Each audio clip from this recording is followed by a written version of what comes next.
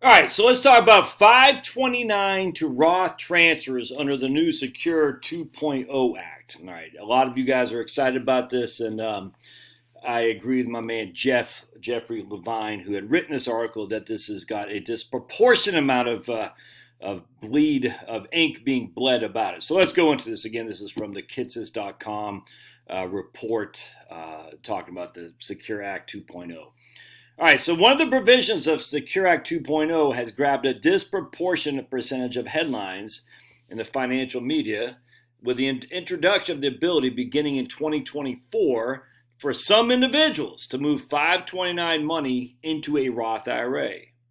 This new transfer pathway created by Section 126,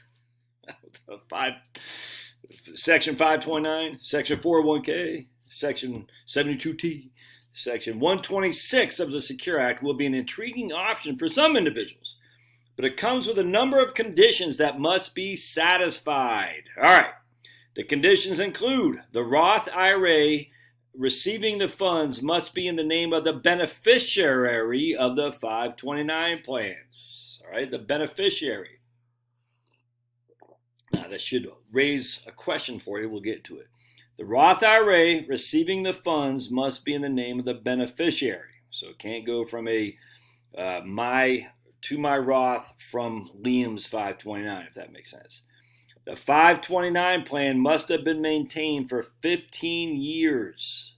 That's interesting. I actually think that's pretty cool. Any contribution to the 529 plan within the last 5 years and the earnings are ineligible to be moved to a Roth. That's another interesting point there. All right.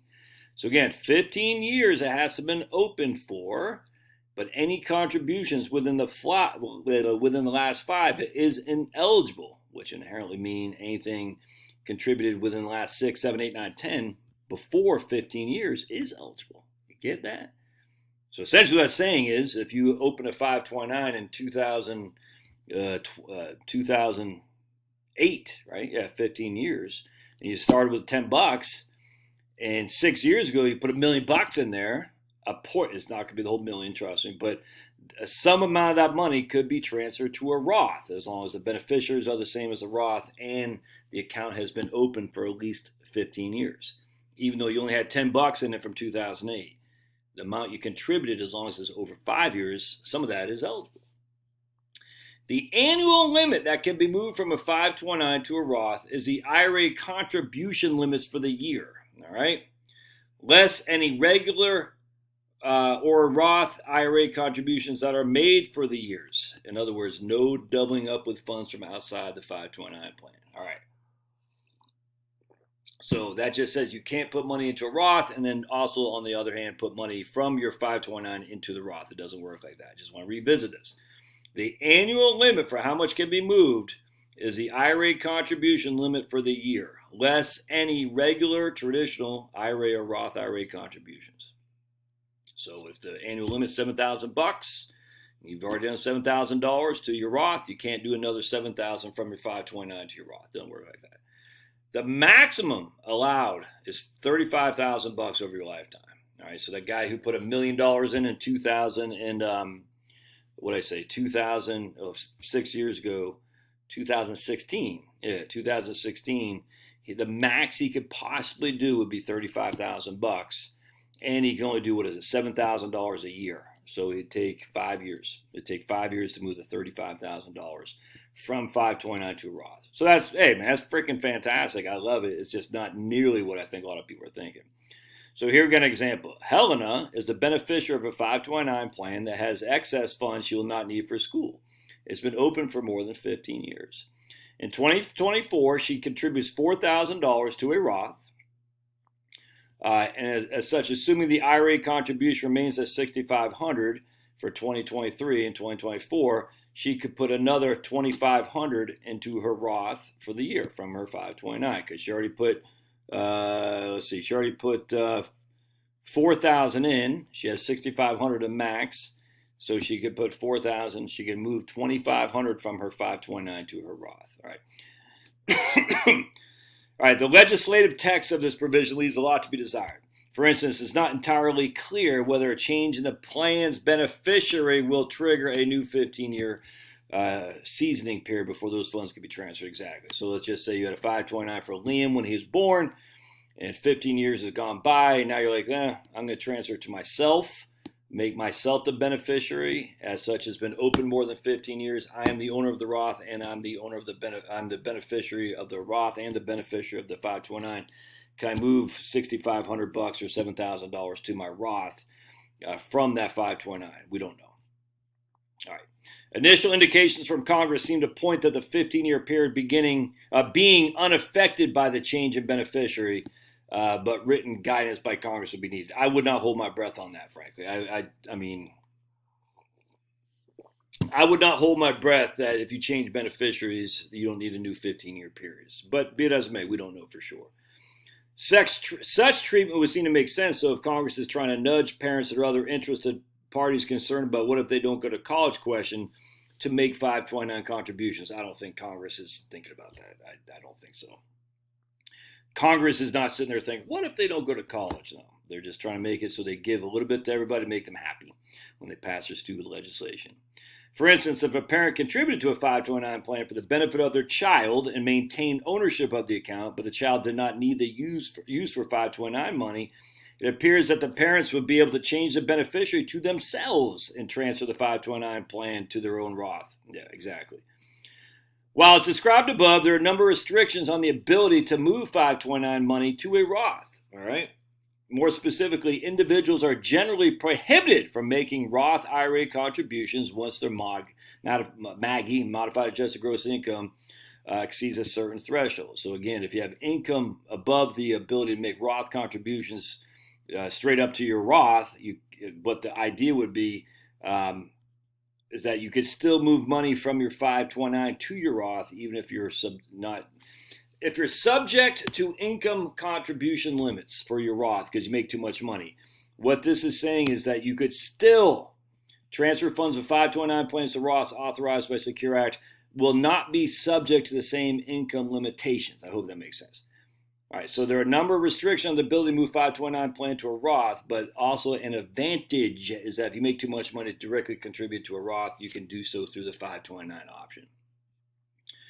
Planning opportunities with this is likely that most individuals will use the new ability to transfer up to $35,000 from a 529 to a Roth starting in 2024. All right. And that is for the congressionally intended purpose, which allows money that was earmarked for educational purposes to be repurposed as retirement savings. I completely agree. I think it's good.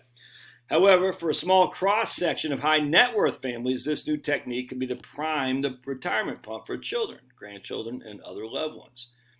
For example, at the time a child was born, a meaningful contribution can be made to a 529 for their benefit. Later, when the child turns 15, so we have the 16, so we have the 15 years behind us, the account's funds can begin to be moved to the Roth for the child's benefit and the amount of the contributions allowed. Again, we have to assume, yes, although notably the transfer rules require that the child have compensation. So we have to assume there's earned income for the child to do such a thing. If he has earned income, you can. If he doesn't have earned income, it doesn't look like you can. Even though up here, if you make too much money, you can. It's weird, but just remember, if you're doing it for the benefit of a kid, he has to have earned income. Let's see. With proper planning, continued annual transfers until the $35,000 lifetime transfer limit is reached, the child's Roth IRA could easily approach or even exceed $1 million. Yep, 100%. That's good stuff, man. So here's some comments. Could you please clarify whether the 529 to Roth rollover recipient to have earned income? He talks about that, so we're not going to get to that. There's another one, a litany. Let's see. Do you think the Roth employer... Okay, hold on a second. Here's what I asked. All right, right here. Here's my man, Patient Cash.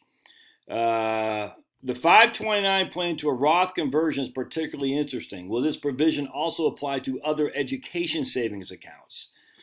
Also on the 529 topic, is it correct that states would need to adopt this provision for the Roth contribution to be a qualified distribution from a 529? All right. So Jeff says, thanks so much for the kind words. Unfortunately, Coverdale education savings accounts don't look to qualify for this. All right.